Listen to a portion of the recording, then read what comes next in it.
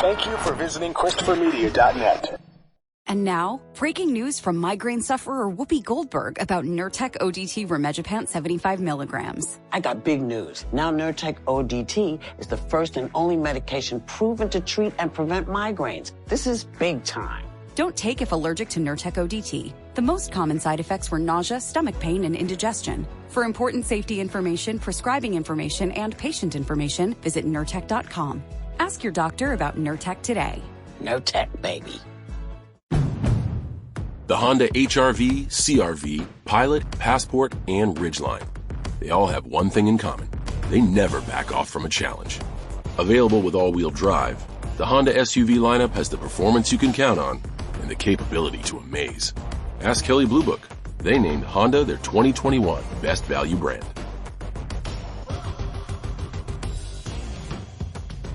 Based on 2021 Brand Image Awards from Kelley Blue Book, visit kbb.com for more information.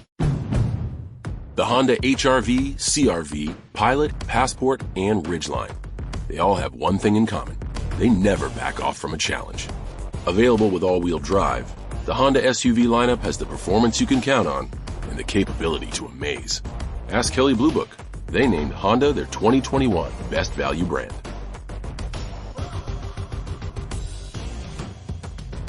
Based on 2021 Brand Image Awards from Kelley Blue Book, visit kbb.com for more information. Christopher Media, let's make some noise. Welcome to Beer Nuts, a weekly excursion into the world of craft beer, brought to you by MichiganBeerGuide.com. And now, here are the Beer Nuts. Welcome to Beer Nuts, episode 192. JR here. We've got three other Beer Nuts. We've got Steve, Greg, and Ross. I want to welcome you to our episode, our ninth episode that we call Road Warriors, which are beers that we've acquired on the road outside of your home area. So, JR here. I'm down here in Tucson, Arizona, just outside of Tucson, in Vail, Arizona, not Vail, Colorado. But as Ross and I will tell you later, we were in Denver, Colorado this week and tried quite a few beers at quite a few breweries. So look forward to telling you all about that. Let's see, I have to get my Untapped here. My last Untapped check-in, which I was not prepared to reveal, is, drum roll, I know it was in Denver because I had not had a beer since I left Colorado. Oh, okay, so actually here it is. It's a Old Ale from Hogshead Brewing. This was a cask-conditioned ale served out of a cask, as they do in the old country over in the United Kingdom. So this brewery was had a lot of great cask-conditioned ales, and they also had some other beers. But it was Hogshead Brewing is a British-style pub that we frequented. We visited while we were there. So it was a great beer. We had several different cask-conditioned ales there. So good spot if you ever go there and you like British-style ales. That's the place for you. So I'm going to take it west to Steve over in Los Angeles. Welcome back, Steve. Hi, it's good to be back. It's been a while. Unfortunately, I had to miss some of those other ones, but like I said, it's always good to be back and drink some beer with my friends. My last check-in, seeing how October and our Halloween time, I got to enjoy a lot of different pumpkin beers. It was a great selection. I wasn't disappointed at any of them. My last one, though, that I did have was a black pumpkin oatmeal stout from Buffalo Bills Brewery. It was very good. Had a lot of vanilla, a lot of coffee taste to it. Yeah, like I said, I wasn't disappointed whatsoever with this season's pumpkin spice beer choices. I might have to send you some, JR. I'm glad you enjoyed them. Please keep them there. All right, let's move over to Michigan, to Greg, moving west to east. Yeah, good evening. Greg here, Dearborn, Michigan. My last Untapped check-in was from the brewery LBK, which was Lubbock, Texas, where I just came back from a 5-day stay. And it was their Doc Wonderful, which was a Chilton inspired drink. I've never heard of the Chilton until recently, and it's like a lemon and vodka, and a little soda water drink. But this one also had some pomegranate juice in it, And after an 80, I believe it was 88 degrees yesterday, it was a beautiful sunny day. It certainly was a refreshing beverage to enjoy. So there you go. Awesome. Sounds like a perfect time to do Road Warriors with a lot of travel. There you go. So, and let's go to North Carolina to Ross. Hey, so here I am in Durham, and I had several check-ins at the same time from Fresh Craft, which was a little craft brew pub and restaurant where I went while waiting for JR to arrive in Durham. And I'm going to go with my check-in for the Tree Blood Bourbon Barrel Age from 2020, because I'd never had the BA version of that before. And since probably because it came in at over 15%, I've never seen it in North Carolina. And it was a whole different experience from the regular Tree Blood, which is really, from Mikkeller, which tends to be, it's really on the sweet side. The BA really balanced out the sweetness on this. You wouldn't even have known it was the same beer. It was still really good. I enjoyed it. It was just a completely different experience from the regular Tree Blood. So just want to call that out if you've never had a chance to get it. If you see it, it's different, but it's really good. Sounds awesome. I'm kind of bummed I never got to go to that place, but not like we didn't hit like a zillion places while we were there. So, but that sounds like a good one. So thanks everybody for joining us. Before I forget, happy birthday to Greg, who just had a birthday a few days ago, I believe. So wanted to make sure I got that in there. So everybody do a toast. Whether you're drinking, cheers, happy birthday. Much appreciated. Thank you. If we didn't already have an episode planned, we would have done Greg's birthday beers. But that's all right. That's all right. So again, just before we get started, just want to invite all our listeners to just remind everybody that we are not a bunch of pretentious beer snobs here. Our goal is simply to introduce more good people to more good beer. So no matter what you enjoy, crack open a cold one with us. It could be a Coors Light. It could be a Miller Lite. It could be a barrel-aged triple ale from a monastery in Belgium. Whatever you enjoy is fine with us. Let's just have a good time and enjoy some good beer. So we're going to kick tonight's episode off in Los Angeles with Steve V. So take it away, Steve. All right. So luckily I did have some a couple different beers to select from. This one, though, I got from my trip this summer to Idaho. Did some fishing with some buddies who live out there, and we were up in Riggins, Idaho, and from there we drove up to the fishing spot. But well, there was a marker across from the place where we're staying at, and surprisingly, not surprisingly, but it just kind of goes along with how the beer scene is just so abundant and everywhere. It doesn't matter where you go, you're going to find a liquor store that has great selection of beers and stuff. And there was I sat there literally like for 20 minutes going over in the refrigerator, trying to figure out what I'm going to serve with dinner. And this guy walked in and I mean, he rushed in and grabbed this 6-pack of this beer off the shelf and like coveted it like Gollum, the ring. And I looked, I said, "Hey, is that good beer?" And he said, "Oh yeah, it's great." And he ran off. So while I was at the airport, they luckily, like I said, great ideas, is one of the gift shop had a selection of all these beers from this brewery. So I got to pick, a couple sampler basically, and bring it home and carry it in a bag, and have to stuff it in my carry-on or stuff ever in my check it in or like that to get it home. And you just kind of throw it in a bag and walked onto the airport. So walked onto the plane. So this I'm doing is from Sockeye Brewing, like Sockeye, like the fish, and it's an IPA. It's called Dagger Falls. It's a 6.5 ABV, 100 IBU. It is described as their award-winning flagship IPA. It boasts all of the big, bold flavors you would expect from classic Northwest IPA. Aromas combined with a sturdy malt backbone makes Dagger Falls a favorite amongst hop-loving craft brew enthusiasts. So, like I said, this was the one that was coveted. So I figured, I saved this one, and I figured I'll give this one a try. So Smells delicious. Pouring it into my glass. It's a golden color. Draws a nice. Actually, it's kind of really darker than your regular golden. Not clear at all. You can't see through it. It's kind of like the color of a penny. Has that copper color to it. I'll let this head come down, but like I said, it's the scent of it. Like I get that citrus right away and the pine. According to the hops they use is a Idaho malt. And like I said, this is their main beer, and they have it year round. So if you're able to find it, you shouldn't have trouble finding it. So let's get a sip of this. Oh, before I sip, cheers, Greg. Happy birthday. Thanks, sir. Appreciate it. You're welcome. Very nice. Very smooth. Really great flavor to it. Like I said, that malt.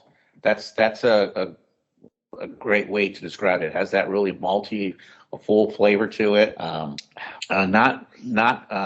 have that IPA bite.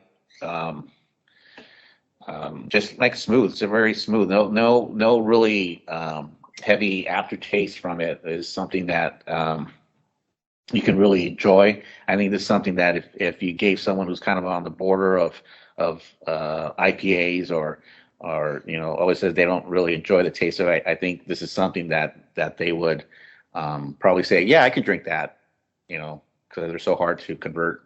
But really great taste. Like I said, the color on this is really, really dark, almost like a Belgian triple, very and really, really opaque as far as the seen through. But great taste, great beer. The other stuff that I had from Sockeye, their stuff was really, really good. So good brewery if you're ever out in Idaho, and you're looking for a good suggestions. Anything from Sockeye, I think you'll enjoy, and especially this IPA, very good IPA. Awesome, great start, and pretty cool to get a beer from Idaho. I was in Idaho about 6 months ago. Really cool place and a good beer scene. And that certainly was a good beer to kick things off with. Good description. And Greg, whatever you're drinking, take another drink for birthday. We're going to have a little fun with you tonight. And make sure that you get a good birthday send-off. But if I keep drinking, I'm going to be running out of beer here. Oh, that would never happen, I'm sure. Yeah, that's true. I don't think any beer nuts ever run out of beer. So I'm going to go next because we're going west to east. So from California over to Arizona. And as we mentioned earlier, Ross and I last week went to Denver for a few days and 3 days of brewery hopping and beer bar hopping, followed by a Philadelphia Eagles victory over the hometown Denver Broncos.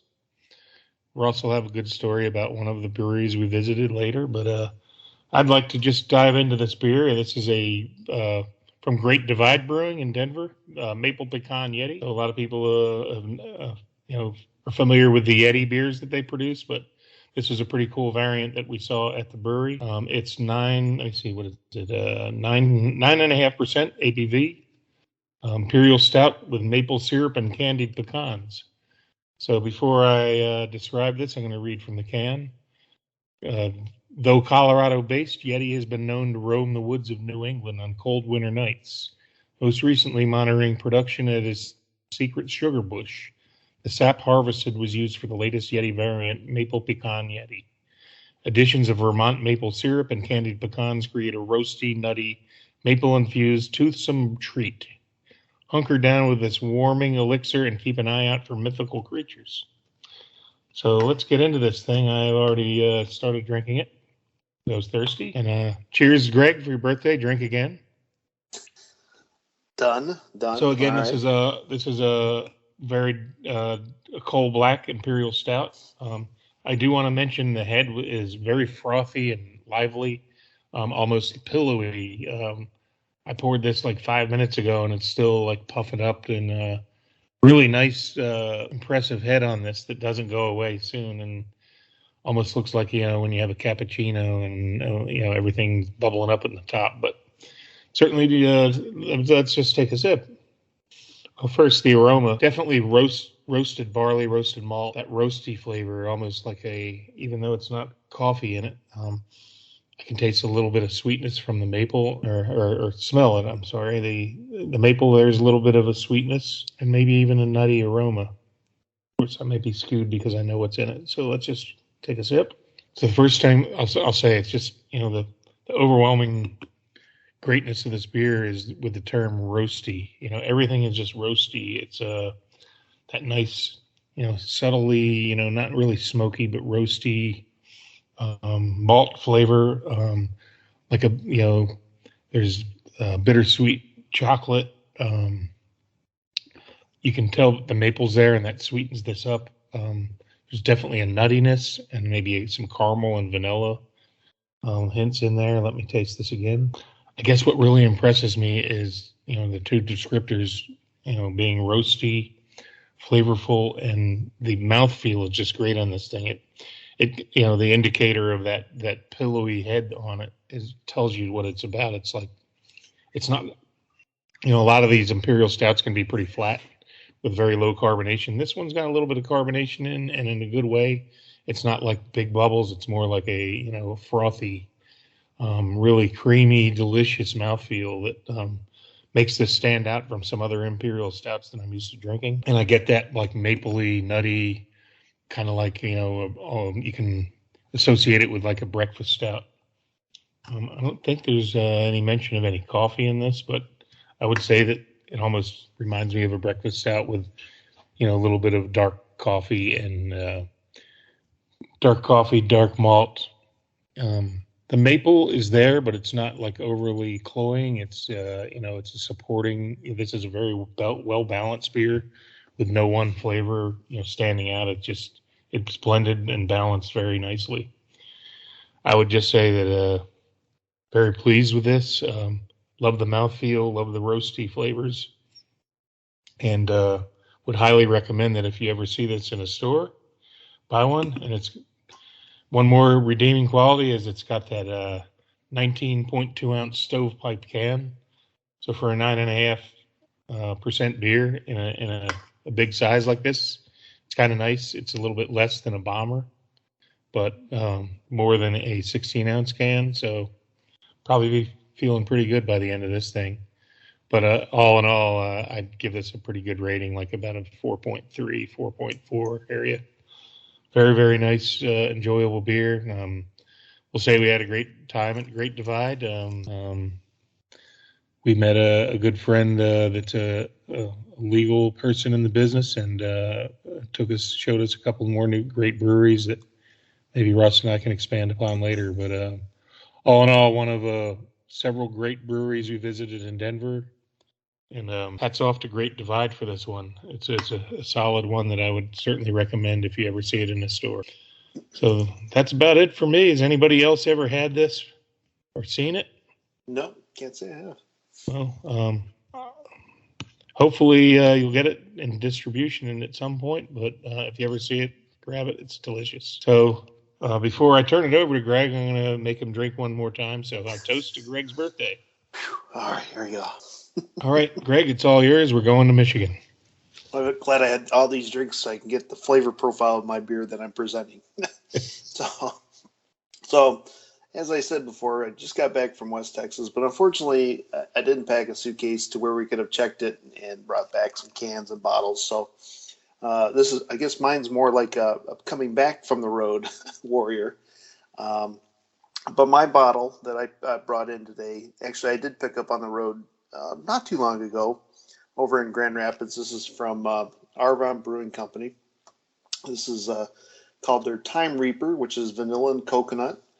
It's 12.2%, came in a 22-ounce bottle.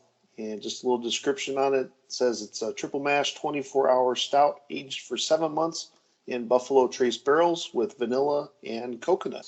So poured it in the glass while Steve was presenting his IPA. So absolutely dark as could be. Nothing could be seen through this. Not a single bit of head to it once. I mean, it just, A little bit of bubbles here and there, but absolutely nothing whatsoever stuck around. So the smell, it smells like, you get a lot of that like vanilla chocolate, like cake frosting, very sweet. This is going to be a really delicious stout. And of course, I've had a few sips, so I can confirm it already is. But let's go for another sip. So, oh yeah. Okay, so more of that chocolate vanilla cake frosting, hint of coconut, really coats the mouth very nicely. Sneaky for 12.2%. And this came out I think I looked up here. It came out around September, so she's still got plenty of booze present, but you taste that booze, but it's not like it's overpowering. But this is really a delicious, dessert stout. I mean, after a 1,400-mile trip back home here, this was a well-deserved reward, and I'm very much enjoying this. So. Arvon has been producing a lot of really good stuff lately. I almost put them on the same level as Holmes.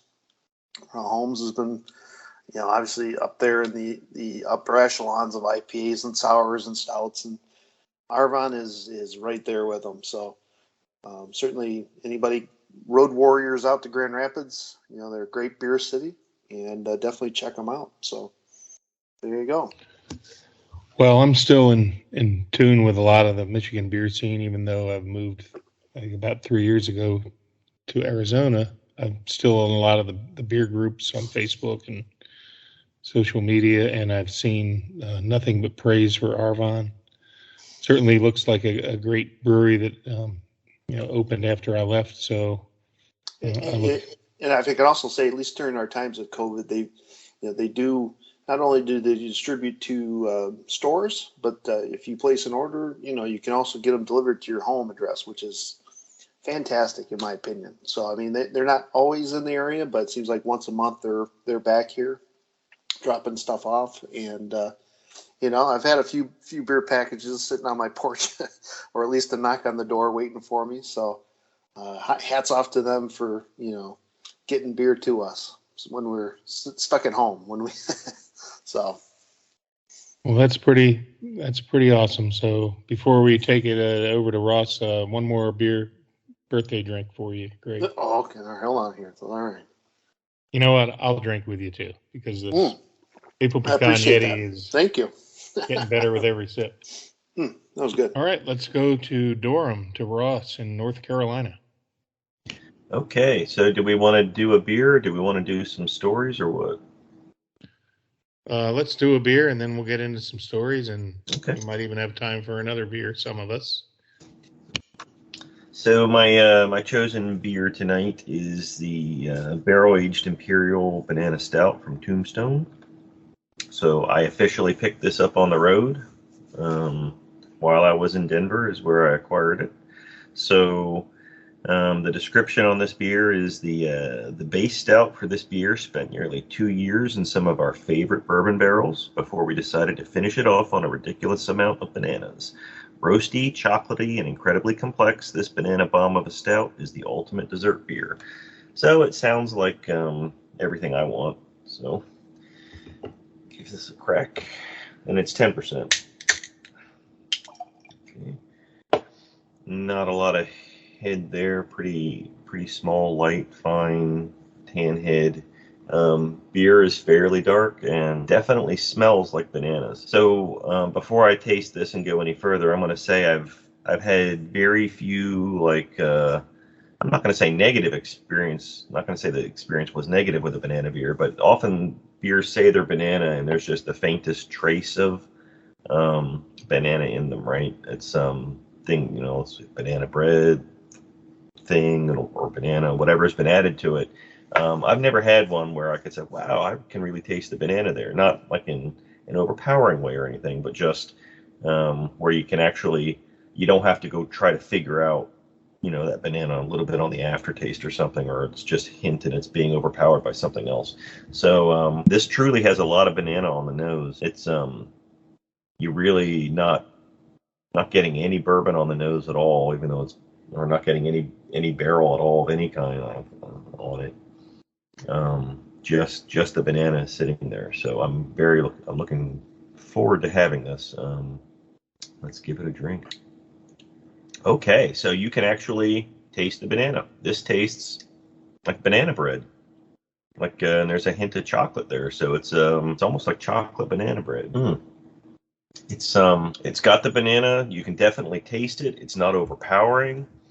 So this is the first beer I'm going to actually say I've had where the banana is up front and you can actually get it out of the beer. This is really good.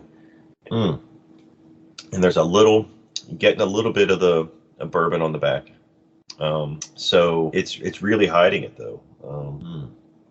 And for 10%, I wouldn't even know. I mean, honestly, I wouldn't even know this had alcohol in it, to be fair. This tastes like a slightly chocolatey banana bread or banana pudding.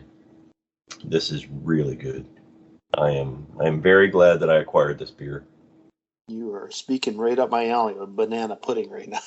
Oh my goodness. This is really, really, this is definitely on the desserty side, but it's not overpoweringly sweet. It's not something that I would need to share 16 ounces of, right? Some stuff is so over the top that, you're not going to power through it by yourself, but this is perfectly finishable for one person for the can.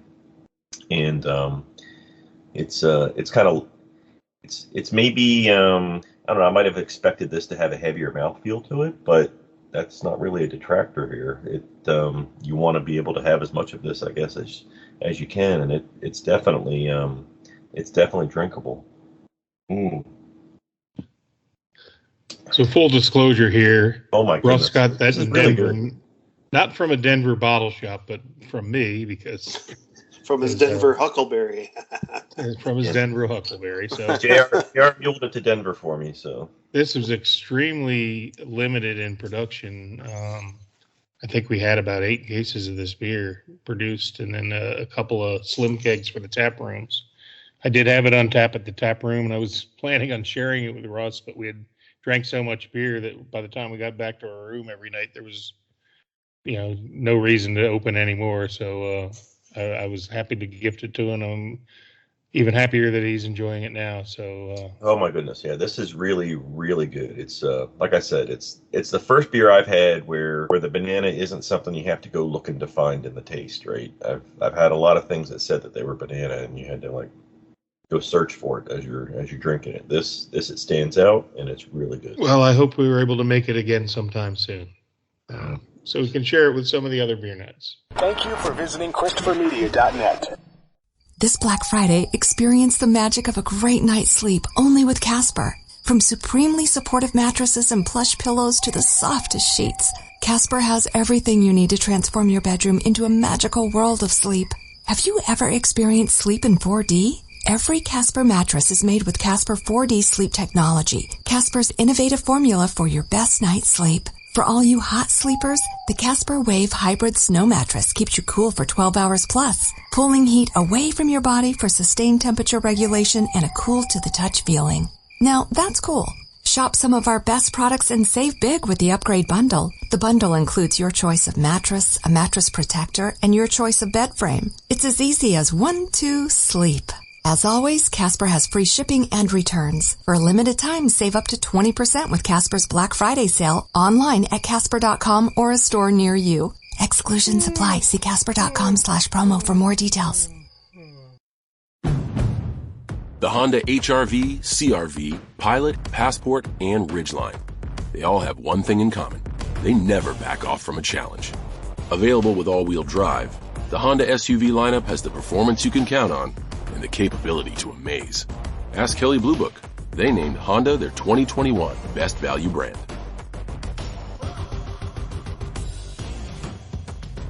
Based on 2021 Brand Image Awards from Kelley Blue Book, visit kbb.com for more information.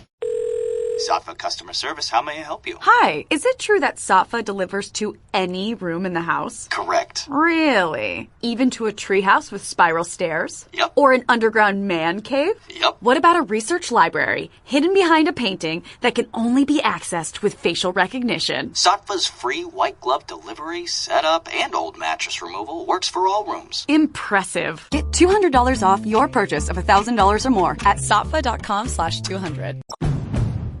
The Honda HR-V, CR-V, Pilot, Passport, and Ridgeline.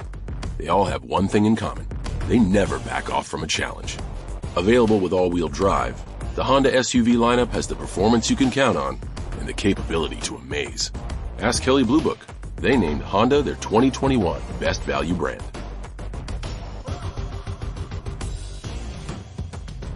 Based on 2021 Brand Image Awards from Kelley Blue Book, visit kbb.com for more information. The Honda HR-V, CR-V, Pilot, Passport, and Ridgeline. They all have one thing in common. They never back off from a challenge. Available with all-wheel drive, the Honda SUV lineup has the performance you can count on and the capability to amaze. Ask Kelley Blue Book. They named Honda their 2021 Best Value brand.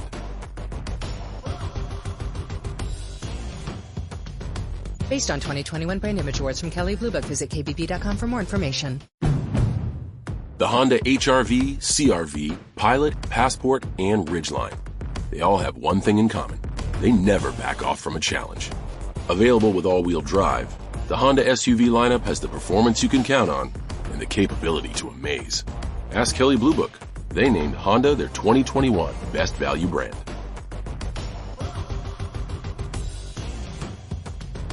Based on 2021 Brand Image Awards from Kelley Blue Book, visit kbb.com for more information. ChristopherMedia.net. But before we get into some stories, Greg, drink again. On my way. Yes, sir. And I'll drink again with you. So I'm going to let Ross continue on and tell us about our story, what happened at Ratio Brewing. There's a little bit of a sports angle to this, but I think everybody will find some humor in it. So, Ross, you can tell the story better than I can. Okay, so for anybody who doesn't know by now, after however many episodes of listening to us drone on, John and I are both Eagles fans. We both have Eagles season tickets. We both make an effort to go see the Eagles play away games every so often. And when it lined up this year that the Eagles were playing in Denver, we thought, what a perfect opportunity to go visit some breweries and then go to a game.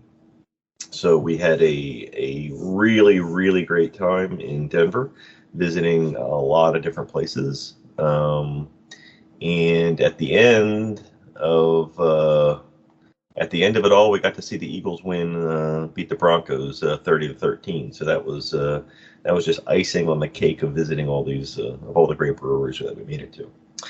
One of the really good breweries that had been recommended to us to make sure, several different people said, oh, you got to go here, was Ratio. So this is not in any way, shape, or form a review of Ratio's beer. The beer we had there was good, and I enjoyed the beer that I had there. This is more about the environment of things that happened. So when we walked into Ratio, on our right, as we first came in, was a table of 7 or 8 other Eagles fans, everybody in gear, jerseys, hats, shirts, whatever. And then at one of the long tables past that was another 7 or 8 Eagles fans. They were all fans that we had seen earlier at Odell, the Odell 5 Points tap room, which was one of the places we had visited. We had seen those guys earlier and talked to them and swapped some stories. So JR and I went to the bar, got our beers, and were invited to sit down at the long table with the guys we'd seen at Odell earlier. And of course, if you're doing the math on this, we are well above 15 Eagles fans in the same place at the same time. So anybody familiar with Eagles fans know that that's pretty much critical mass for getting an Eagles cheer every so often. So that's what happened. And an EAGLES Eagles cheer happened with somewhere around high teens number of people participating in it, right? Probably 16 people or so, 17. So what happened then is the same thing that normally happens when people haven't been in a place to experience the Eagles cheer. Some of the other patrons were laughing at us and taking video of us doing it. Some people were just staring at us like we came from outer space or whatever. But anyway, it was a generally good time. The Broncos fan at the bar, when we were finished, turned around and told us to F off, and we got a good laugh out of that. But right around that time, the staff, some of them anyway, freaked out. And we got like a throat slash cut it off sign, hand motion, and we got a this isn't a sports bar, you can't do that here, and then we were told don't do that again. So you can imagine how well that went over with a whole group of Eagles fans that they'd just been serving beer to. So at that point, the guys beside us decided to leave. They were done with it. And JR and I had just sat down with our beers, though, so we was not like we were going to go anywhere. I don't think JR or I were particularly offended. We kind of figured out that maybe these guys just didn't know what was going on or whatever. They'd never had anybody in their group in their bar doing any kind of sports cheer before or something. Who knows what they really thought. But the guys that were sitting at the long table with us all got up and left, and of course, given the situation, they had to give another Eagles cheer on the way out the door.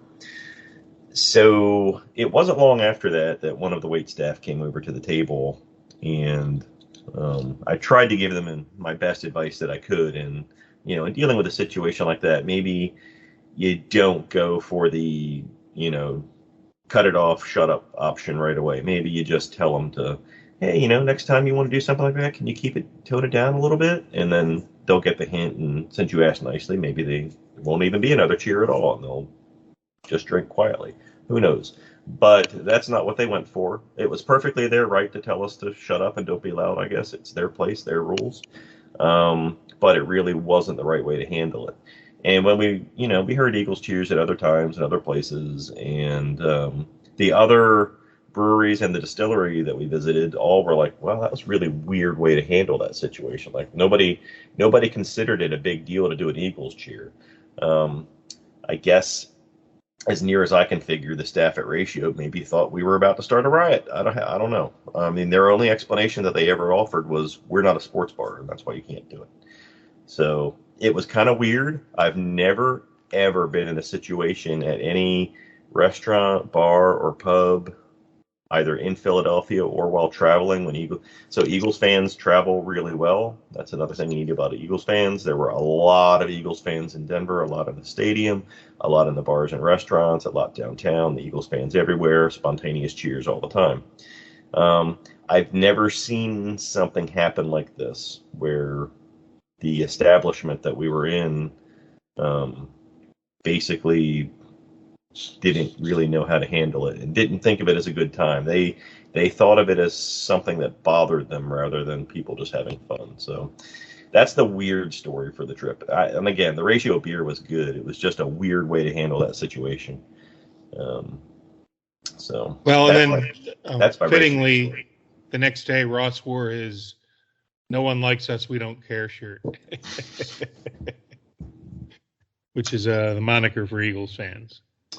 But it was just, I agree with Ross, you're not going to tell people don't do something when they're drinking and get a good result out of it. You're more like politely saying, hey, would you mind toning that down? But hey, you guys are Eagles fans? I never heard this. Well, I will say this.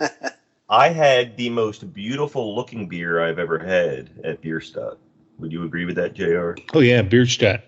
The slow pour pills? Yes. And it was fantastic. It tasted great, too. 5-minute pour and worth every second of wait. So that's a place where you got to pour your own? Is it? No, it was a slow pour pill, so they had to. Okay, all right. When they ran it, it has that really thick, almost whipped cream head on it, right? Oh.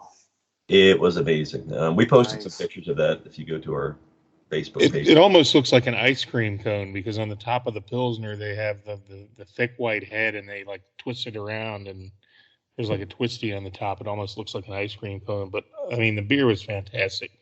It's obviously a German style, brewery, and gosh, that was a damn good Pilsner. It was also not just really the good food there. Not just the presentation, but the beer tasted great, and the food was great. Another great spot, Bierstadt. Let's quickly run down the breweries we went to. Epic Brewing, we met Chris Velasquez, great dude. The head brewer came behind the bar and poured everybody at the bar a small glass of an experimental IPA that he was brewing, and wanted to get feedback from everybody, which that turned into a big, long conversation with us, and just a really good time. I ended up bringing him a couple cans of Tombstone beers, and who knows, it might even someday result in a collaboration between Tombstone and Epic. But just shout out to Chris, who really made us feel welcome at Epic. And of course, we had, what was it, brandy barrel aged vanilla stout, I think it was. Yeah, it was amazing.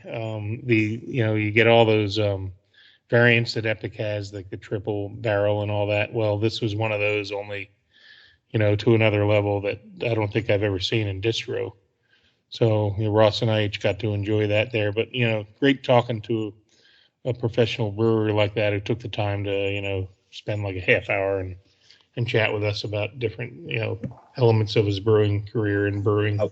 My one question I had of him while we were talking, I mean, the main one I wanted to get out when I was thinking about experimental systems and stuff, knowing the size of Dogfish's smaller system and stuff back, for their experimental beers in the olden days. I asked him how big his experimental system is. Well, the experimental system at the Epic in Denver is 20 barrels.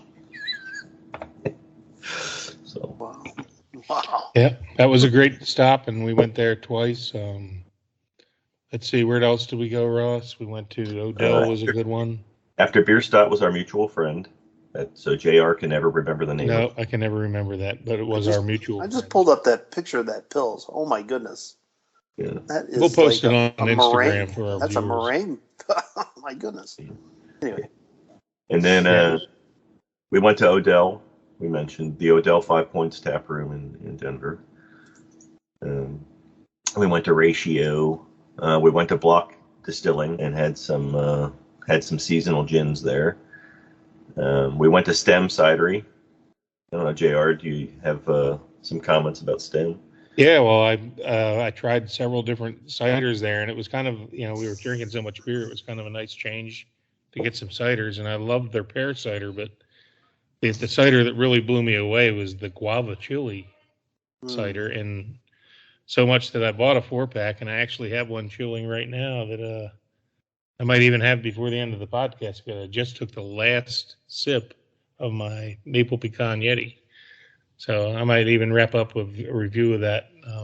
It just stood out as a really flavorful and different, unique cider. These guys, this place was, really a great spot and great assortment of different varieties of cider, and took cider to another level. I was very impressed with it. Yeah. So I knew I wanted to go to Stem because they distribute to North Carolina. We found out while we were there, they actually distribute to around 38 states, which I didn't know, but they started distributing in North Carolina about a year ago. So I've had I had their dry rosé cider and a couple other things. So I knew I wanted to go there. But I was blown away again, like JR, with the variety of stuff they had. It was all good. We went to a tap room called First Draft, which was a pour your own tap room, which had while we were there, about half the taps were from a brewery called Peculiar Ales. They were having a Peculiar Ales takeover.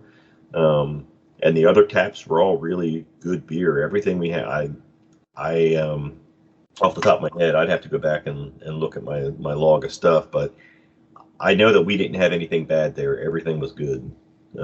Everything we tried, both the Peculiar Ales and the other local breweries that were on tap, were all really good. Yeah, I think I had the Fremont barrel-aged, I can't remember which one, Fremont from the Pacific Northwest, one of their barrel-aged beers, Dark Star. And that was fantastic. 4 ounce maximum, though. They were rationing that one. But I also had an unbelievable hot experience with the mango habanero sauce that they serve with their wings, and of course I had to go for the hottest thing around, and made my sleep that night not as good as it could have been, because it was really, really, really hot. but I live to tell about it. So the next thing on my list of places where we had some local beers was Larimer. We went to the Larimer Beer Hall to watch the Penn State Skunk Bears game, and I had a. Thank you for that. I'm just going with JR's terminology. Oh, that's fine. That's fine. And so I had another local stout or two there while we were watching the game. And what did you have, JR? I'm not even sure. I was drinking Pilsners. It was in the morning. I found a local Pils that I enjoyed. Yeah, and then we went to Great Divide after that, and I had a. I'm going to say that peppermint version of whatever that the Yeti Stout was. So there's a peppermint variety of that's in that stovepipe. is not the Yeti.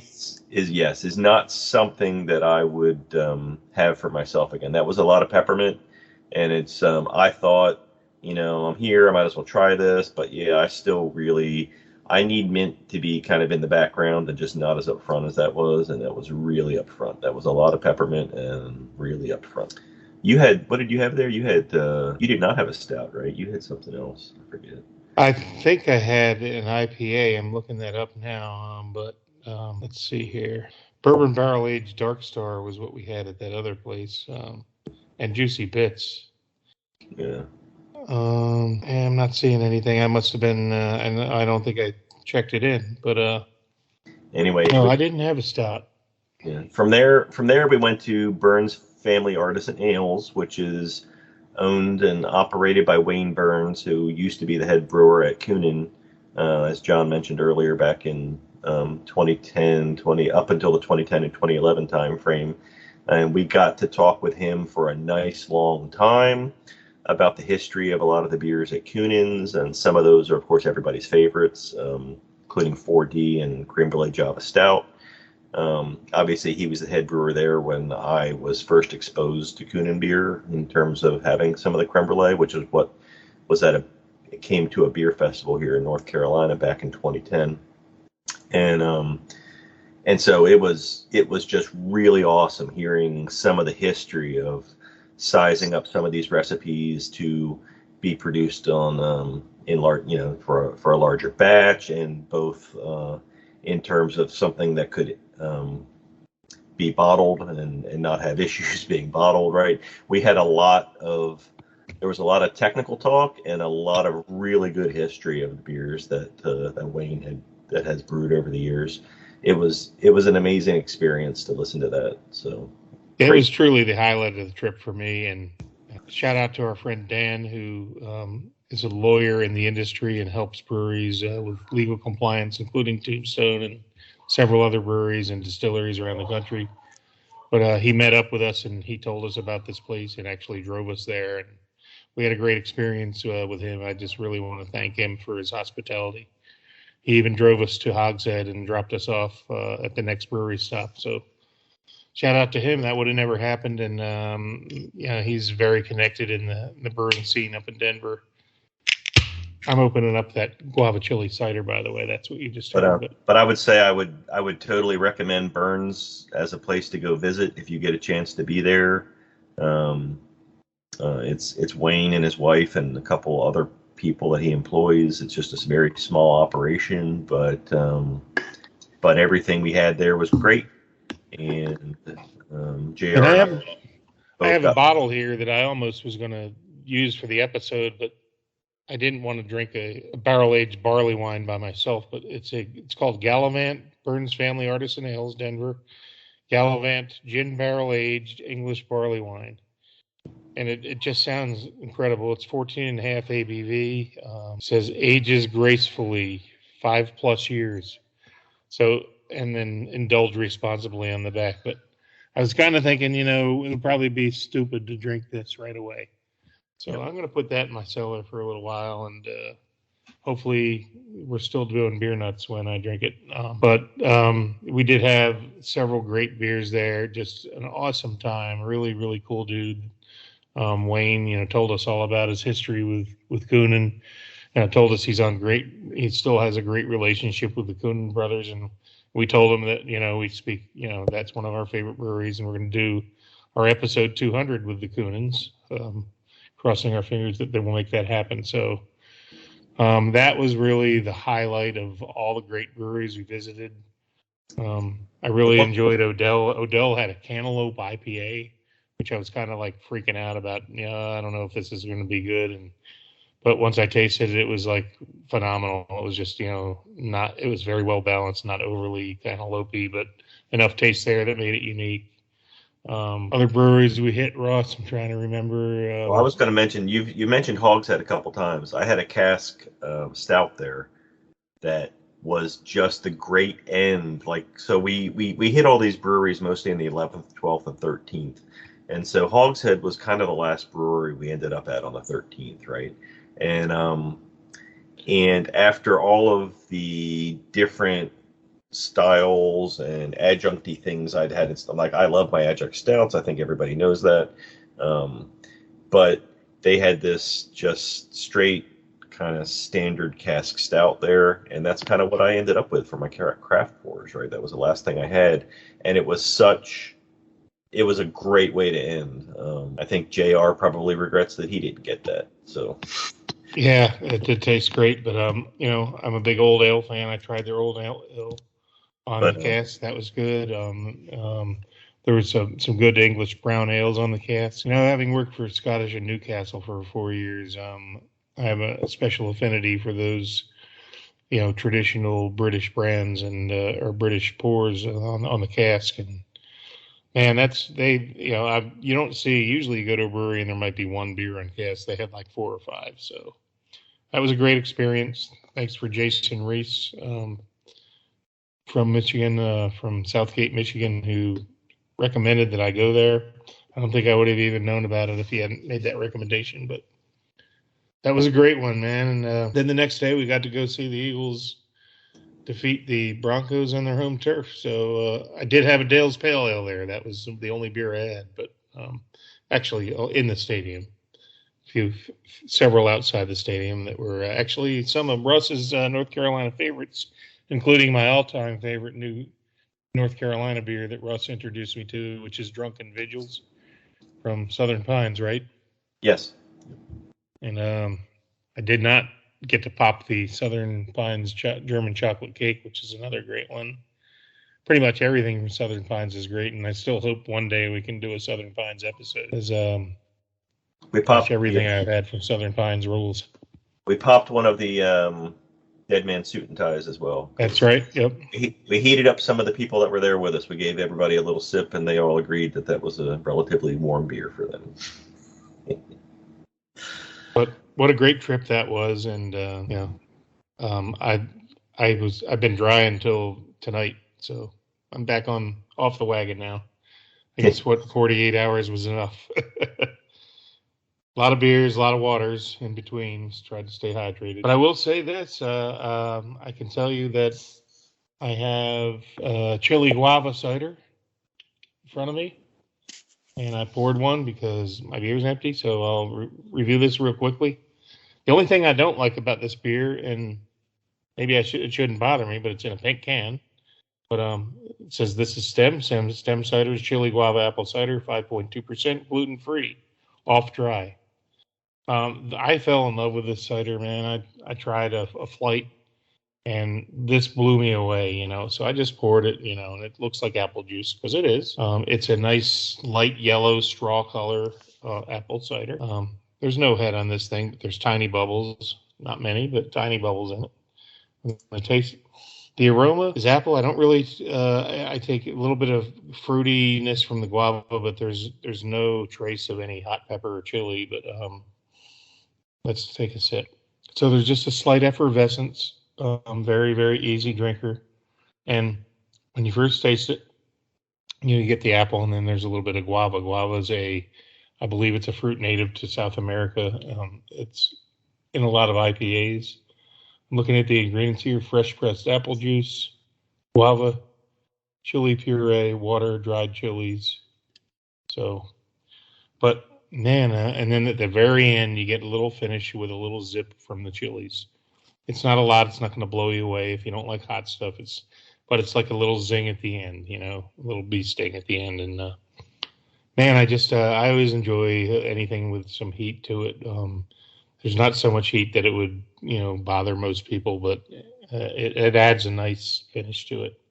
It was just a unique flavor profile that, I tried all these other ciders, and I really love their pear too, which I usually do enjoy pear cider now and then. But this was a cider that stood out to me, that something different and unique that I think everybody should try. So if you ever see it, Stem Ciders, Chili Wild Apple Cider, highly recommend it. Yeah, so that one, I've never seen that here in North Carolina. And like I said, I've seen 2 or 3 of their ciders we've had on tap, but not that one. But yeah, as JR said, I had a flight, and that was one of them. And it definitely, of that flight I had, it stood out. And I mean, they were all good, but that one really stood out. It was a good one.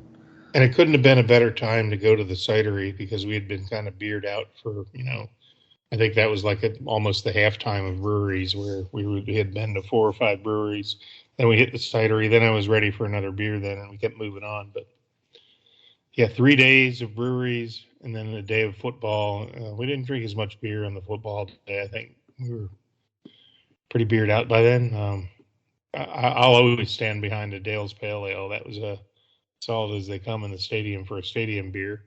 I was a little disappointed in Denver's beer selection at the stadium, but I do acknowledge that, a lot of that is corporate, people buying their, pay to play to get into a stadium. But I thought there might be a little bit more local beer, craft beer options. But, I'm not going to complain about the Dale's Pale Ale I had, and it certainly tasted even better during an Eagles victory. I think Greg, just one more way to make you drink. Salute to Big Play Slay, who used to play for the Lions, who had a fumble recovery, 80 some yards for a touchdown. I saw that victory for us. All right.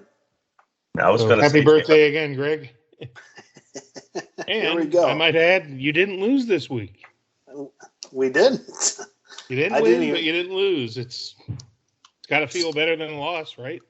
I guess. I didn't even watch it, so good for them. I believe the Oscar Blues was the only thing that would actually qualify as craft beer that we saw in the stadium, right? Yeah, it was a lot of corporate-owned beers, which you would expect. But I would think that stadiums would have at least 1 or 2 outlets where they would give the smaller local breweries a little bit of love. But Did you do a walk around the stadium, JR? Because sometimes they hide them, or they'll have like 1 or 2 on different ends of the stadium that will kind of have like a better selection of craft beers. We didn't, but I do believe that we, pretty much every outlet, some had more good stuff than others. I think the stand that I stopped at said craft and draft, so we figured that's got to be the best it's going to get. Would you not agree, Ross? Yeah. I mean, and again, that was that one where we stopped at craft and draft after we quickly looked in at several others on the way. That was the only one that had anything that wasn't, big beer. It was the one that actually had the Oscar Blues available. So, and they actually did have another local sour that I almost got, but I opted for the Oscar Blues instead. But majority of it was, big beer. But that's okay. We had some Southern Pines in the parking lot. One thing, JR, as I was listening to your guys' story about you guys being heckled and stuff, I want to say that's probably some Philadelphia fan karma, because I've seen video of Philadelphia fans throwing beer cans at other teams, fans that show up to Veterans Stadium to play, and so I think you guys had to take the like I said, the karma from other Philly fans' actions in the past. Well, what I will say to that is there are jerks in every stadium and for every team, and the media likes to pretty much blow up anything in Philadelphia. That's the reputation. It always gets a good story. I think there are jerks everywhere. We may have more than most, but a lot of those stories, like the snowball thing, are from like 50 years ago, and they just don't let it die. And you see videos all over of different. Oh no, this was a recent, like a couple of years back. Well, but I'll listen to like other like podcasts, and I know that like this guy, he's like a diehard Philadelphia fan, and his partner that he does the podcast with is a San Francisco fan. And of course, when they play each other, they want to get together and see it. And he warns them, says, don't wear your 49er gear to it, because you will be harassed like relentlessly. So, and that's coming from a Philadelphia fan, not from. Well, how ironic is that, considering like the 49ers stadium is where people actually get shot, right? And that becomes a news story. That becomes a news story for like a week and goes away. LA has its share of horror stories as well, but like I said, like I said, from what I hear, Philadelphia football fans has that reputation. Most horror story I've heard yet is Kelly Stafford throwing a pretzel at a 49er fan recently. That's pretty bad. I would just say that yes, we have that reputation, but I would also say that it may be skewed due to media hyping Philadelphia incidents over incidents that happen in every stadium. But that's fine. It all comes down to the same moniker. No one likes us and we don't care. My favorite story in relation to like Santa Claus being booed is that shortly after Marshall Faulk retired and started doing some studio work, he claimed to be at the game where Santa Claus was booed, which was interesting because it took place something like 12 years before he was born. So 1968. Yeah. So pretty interesting that happened, Well, I would have booed Santa Claus too, because I'm a Krampus fan, so that's just me. Well, and the other story about the Santa Claus incident was the Santa Claus that was hired that day. There was a blizzard. He never made it to the stadium, so they handpicked some guy in a Santa Claus outfit out of the crowd, and turns out he was drunk as a skunk. So that's kind of why the booing happened. But no one knows that, and no one cares. Anyway, away from evil stuff. Before we move on, I wanted to touch on some stuff. So, like I said, it's been a while since I was able to be on the podcast, and since then I've done a couple of beer fests. One of them, though, I did want to touch on was I did the Untapped Beer Fest down in San Diego. Oh, awesome! Nice.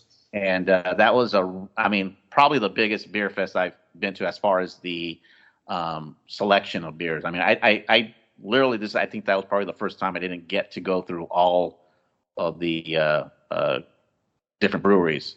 Normally you kind of make your way through and you kind of finish everything off, and you're like, all right, I'm pretty good.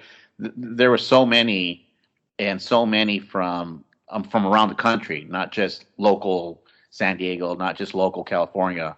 I mean, there were some breweries from Louisiana, from New York, from all the way up north. I mean, it was all over the place. It was a great selection, but the theme seemed to be a lot of the fruit beers. It seemed like everybody had a lot of the fruit beers, and they were all delicious. I didn't really think I enjoy it, but one of my favorite breweries of late has been Wild Barrel down in San Marcos. And they do this great selection of these fruit beers that are just outstanding. I mean, just tops. So it seemed like I said, everyone kind of had their own version of that fruit beer, and that was, like I said, something to see. I guess a trend coming. Was it well organized? It was well organized. They learned their lesson, because the Charlotte one was a complete and utter disaster. You will find nobody who gave the Charlotte Untapped, which was their very first one. It's the first one, and they attempted to run it themselves rather than hire anybody that knew what they were doing to do it. And it was, you can Google the Charlotte Untapped Beer Festival, and I know two people who went, and it was a miserable experience for all involved. It really was a disaster. So hopefully they learned their lesson from that going forward. But they really screwed up the Charlotte one bad. So, well, I don't know what happened. They did cancel because it was supposed to be a Friday night, 2 on Saturday, and then 1 on Sunday, and they canceled the Sunday one. So I don't know what happened there.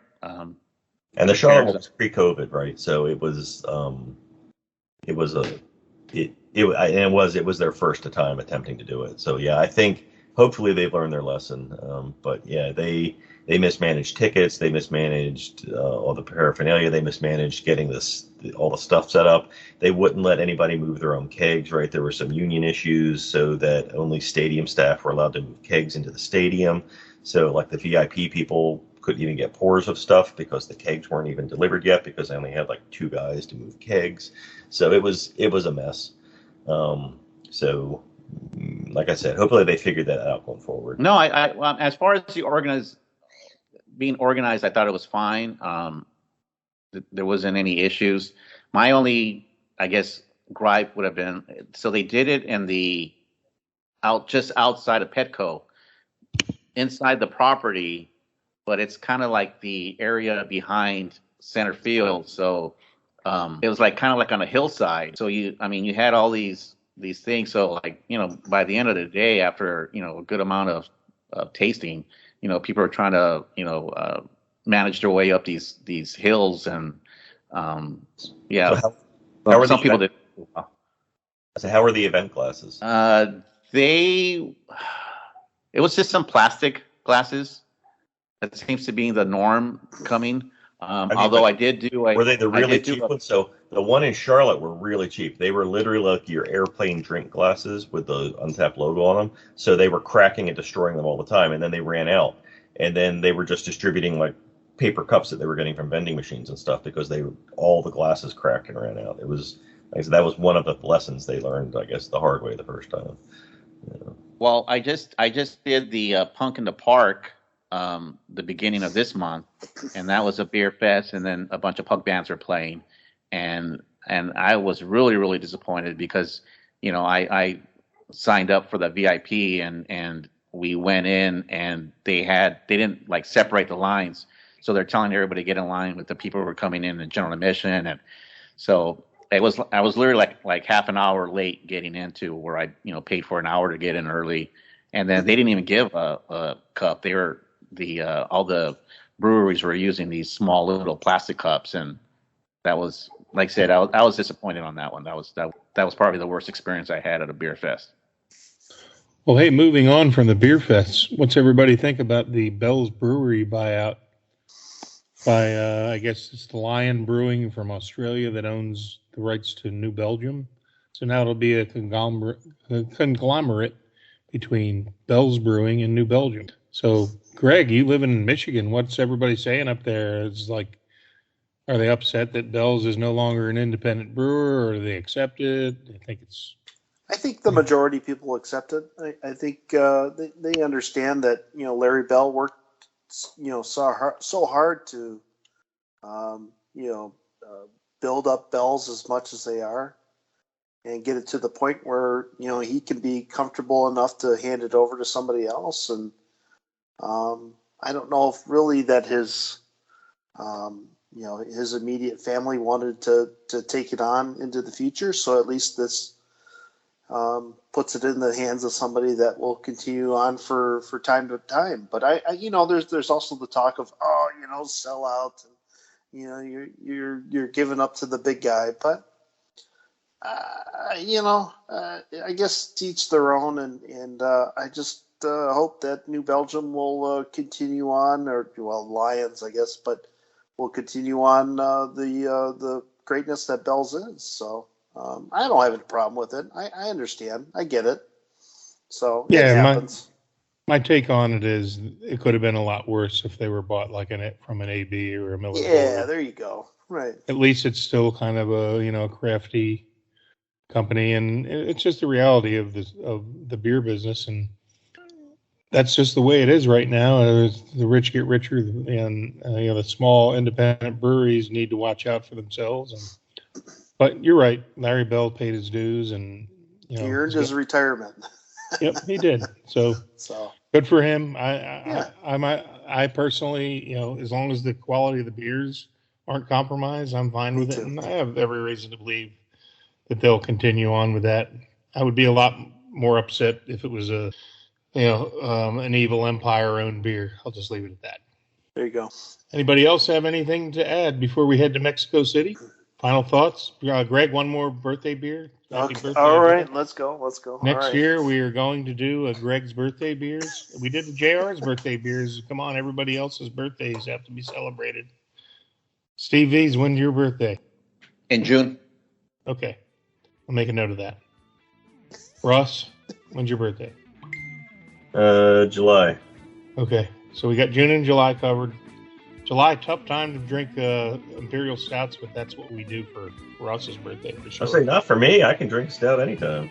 That's right. There's Well, no, no it's bad time. There's no such thing as stout season for Ross. It's 24/7, 365. Me too. I agree with Ross. All right. Anybody? Any final comments? Let's do it. Let's get out of If here. not, thank you for listening. Chris is not here to tell you on the many outlets that you can find our podcast. I know Apple Podcasts is one of them, and pretty much any outlet that does those type of things. So, as they say in old Mexico City, Happy Turkey Day, everybody. The Honda HR-V, CR-V, Pilot, Passport, and Ridgeline. They all have one thing in common. They never back off from a challenge. Available with all-wheel drive, the Honda SUV lineup has the performance you can count on and the capability to amaze. Ask Kelley Blue Book. They named Honda their 2021 Best Value brand.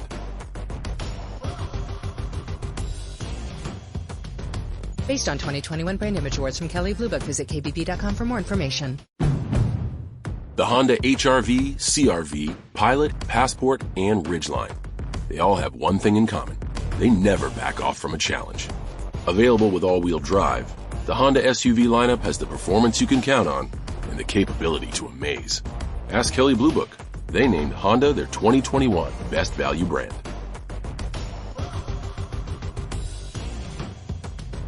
Based on 2021 Brand Image Awards from Kelley Blue Book, visit kbb.com for more information.